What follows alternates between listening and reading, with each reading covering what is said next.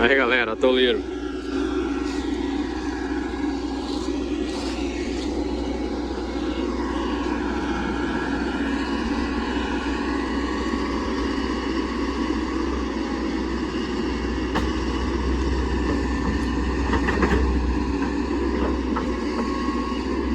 O pedacinho ali foi meio complicado.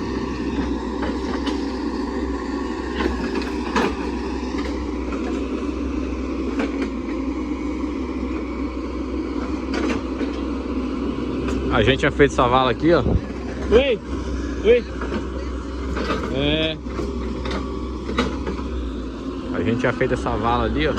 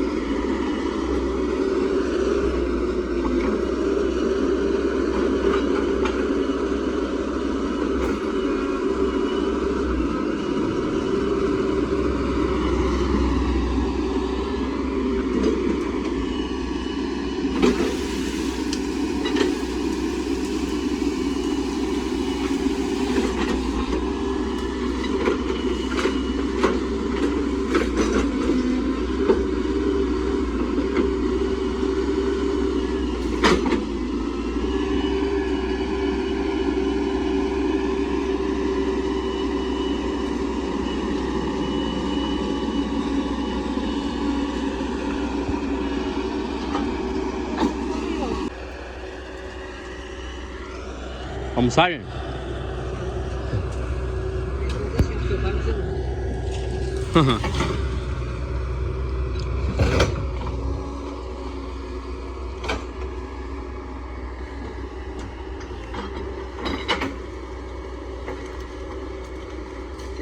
Aqui já tá tudo seco, né?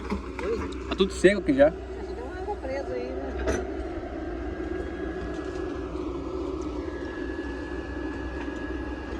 Aí galera, pra quem não tá entendendo nada do serviço, é o seguinte. Ali ó, a gente tinha limpado um poço ali ó. Meu dedo assim, mais ou menos. A gente tinha limpado ali uma vala, né galera. E aqui tinha ficado uma água represada aqui ó, também. A gente agora vai limpando ali ó. E fazendo tipo um U aqui ó. Tá vendo? Aí vai limpando aqui porque essa água estava empoçada, agora vai encontrar com a água de lá ó. Entendeu?